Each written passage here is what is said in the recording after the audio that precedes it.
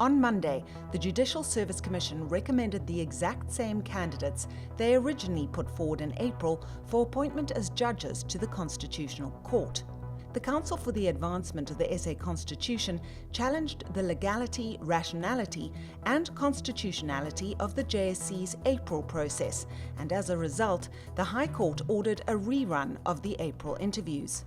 But despite almost 12 hours of interviews and deliberations, the JSC shortlisted the same candidates as before. I'm Catherine Rice, journalist for News 24's Multimedia Department, and this is The Story.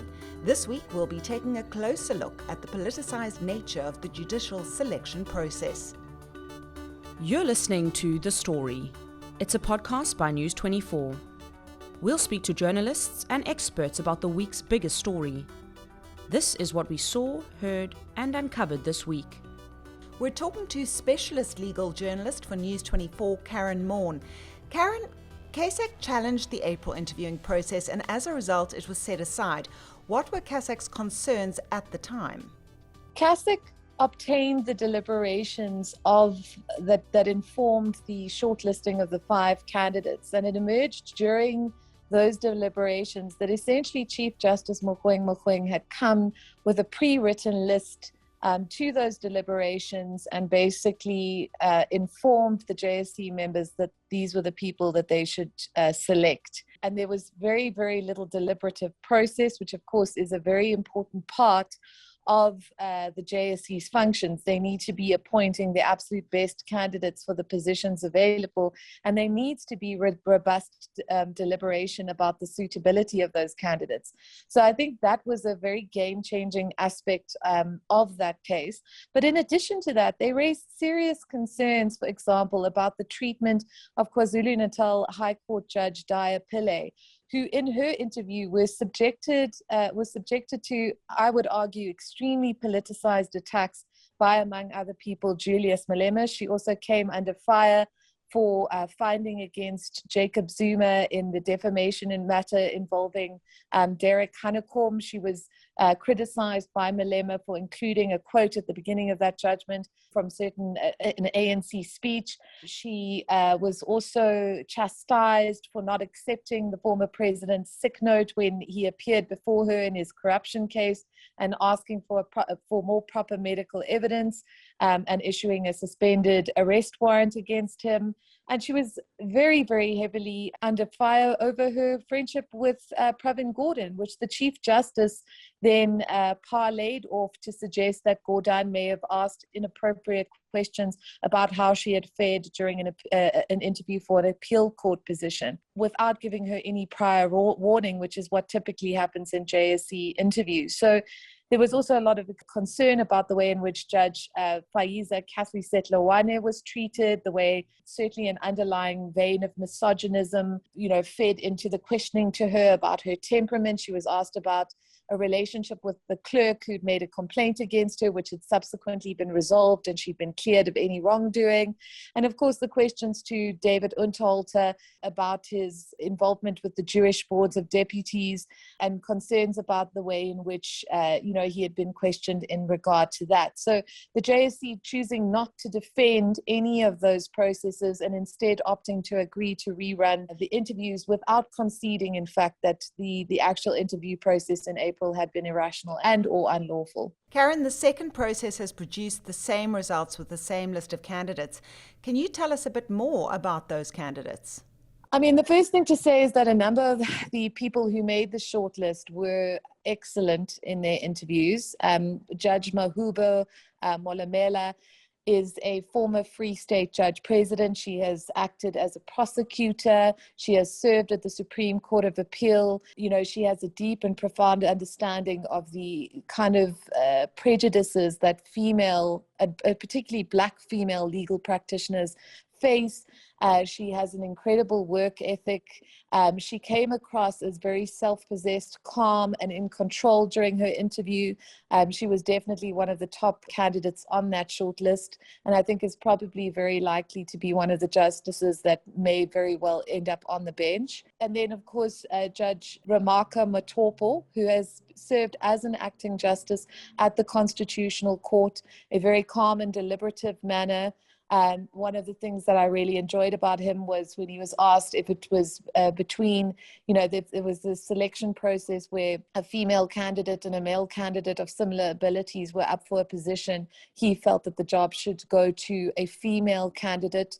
He was very outspoken in the certain groundbreaking ruling he gave on a gang rape, in which that he found that people who observed what had happened but didn't necessarily directly participate in the rape of a woman should be held criminally liable for simply standing by or observing the abuse. He obviously is someone who has a huge level of experience, having acted in the SCA, the Supreme Court of Appeal, as well. Jody Collipin, of course, is currently serving in the High Court. He has served in the Constitutional Court, most recently coming under fire from Ace Magashule, the suspended Secretary General of the ANC, facing accusations that when he found that Magashule's suspension was in fact lawful, that he had prejudged that issue. But nonetheless, someone who has an impeccable human rights record, speaking very movingly about the fact that, his mother was a seamstress, his father, I think, was a waiter, and the incredible aspect of being able to come from those kind of humble beginnings, and particularly in sort of South Africa's entrenched apartheid past, and be considered for shortlisting to the Constitutional Court. Judge Faiza Kaftri Setlawane, who I mentioned before, of course, being subjected to a very problematic interview in the first round. She has clerked at the Constitutional Court. She has acted at the Constitutional Court. She serves at the High Court, I think, in Johannesburg at the moment. Very capable judge, certainly, handled her interview with relative aplomb. And then, of course, Judge Bashir Valley, who was, I think, arguably the far weakest of all of those candidates who served at the High Court, and did not display a massively impressive judicial temperament during his interviews. He has given a number of judgments that have been overturned on appeal. Certainly he has, he's taken the stance that, a lot of his judgments push the boundaries of the law and have a human rights bent to them. And he was quite critical of the Supreme Court in the instances where it had ruled against him. Karen, earlier this week you wrote an article about the elephant in the room. Can you tell us about that? Advocate Dali Mpofu had said to Advocate Alan Dodson that he faced three ostensible obstacles in being appointed to the Constitutional Court, one of which was that he hadn't acted, but one of which was also that he was a white male, and that this, of course, was quote unquote the elephant in the room. And what, the unfortunate dynamic that emerged during the interviews, I think particularly in terms of the inclusion of Bashir Valley in favor of the two white males that applied for the job, was that there was a decided impression created that these two very capable men who have, are regarded internationally as experts in their field, were excluded on the basis of their race and gender. We don't know at this point what informed the Judicial Service Commission's deliberations on that shortlist. But I think it's manifestly apparent, and I would argue very strongly, that Judge Valley was not a suitable candidate for the shortlist. And certainly in comparison to the other colleagues that made it to the list, he did not meet the requirements of what one would expect for a justice of the Constitutional Court. To then include him in that list in favor of excluding both Dodson and Untalter will therefore raise the question as to whether their status as white men was what swung the vote against them. And I think when one considers the kind of experience and aptitude that both bring to the bench, or could bring to the bench, particularly, Dodson in regard to land, and Unterholzer in regard to competition law, constitutional law, and administrative law. It's becoming more and more pivotal that the JSC needs to explain if its criteria are heavily weighted towards race and gender dynamics. And if that is so, whether it is in fact worth it for white men to apply for this position, given that they will not, because of those statuses, be considered, or even make it onto the shortlist. I think the important thing here is that ultimately it is the president's discretion to decide who to appoint. But for the JSC to deliberately, after a process of consideration, exclude two very strong candidates, ostensibly on the basis of their race, is highly problematic, because it prevents the president from appointing them in a context where the Constitutional Court currently has no white justices serving on it, and that these interviews were in fact intended to replace Justice Edward Cameron and Judge Froneman, who have both left the Constitutional Court after a career that really contributed much to the court and to its judicial history. Well, thank you so much for your time. That was Karen Morn, specialist legal journalist for News 24. We're now joined by Nicole Fritz, the CEO of Freedom Under Law. Nicole, thanks so much for your time. What exactly is the JSC looking for? It's unclear. They haven't provided any clear criteria. They say that it's in terms of the constitutional requirements, which is that they be eligible, appropriately qualified, and fit and proper. Over the years, there have been various attempts to formulate specific criteria which the JSC will use to appoint particular persons. It's not clear that the JSC is working to those criteria at this point, and in fact there have been attempts to have them articulate what that should be. Freedom Under Law, CASAC, and Judges Matter recently published a statement setting out what we believe those criteria should be. And, for judicial officers appointed to the highest court, these need to be people of unimpeachable integrity, professionally and personally. They need to command the respect of their peers. They need to be persons of great learning, knowledge, and expertise. They need to have a judicious temperament. They need to show restraint, but also exhibit humility.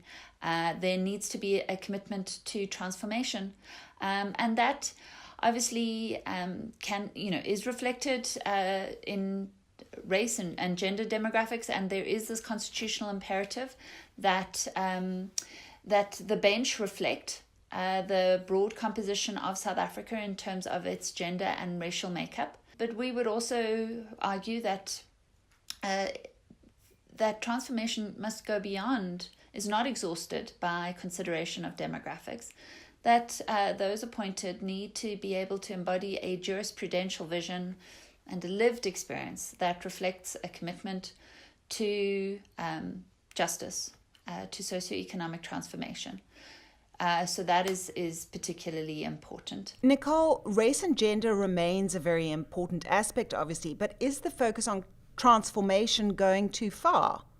I don't know that it's going too far. I think that one has to have quite a robust engagement as to what it is that we mean by that. As I've alluded to in my earlier answer, obviously it's important that our bench reflect the composition of South Africa broadly, that it look like the people of South Africa. And I think that that's particularly important. I mean, because the judiciary's respect that it commands, as has been famously said, it has no purse, it has no sword. It holds out its moral authority. It requires people to afford it legitimacy. And I think the average person needs to believe that judges, sitting there on the judicial dais are not removed, are not unable to relate to their experiences, that in dispensing justice, and and the quality of justice, that they have a real ability to empathize with, to relate to the lived reality of South Africans. So I think it is vitally important that our bench look like South Africa in all its diversity. I think Alan Dodson, who is one of the candidates being considered for appointment to the Constitutional Court, remarked during his interviews that the transformation of the bench has been profound, and I think that is correct. And you look at the numbers and the figures, and it proves that point. I think we've been less good about ensuring sort of gender transformation.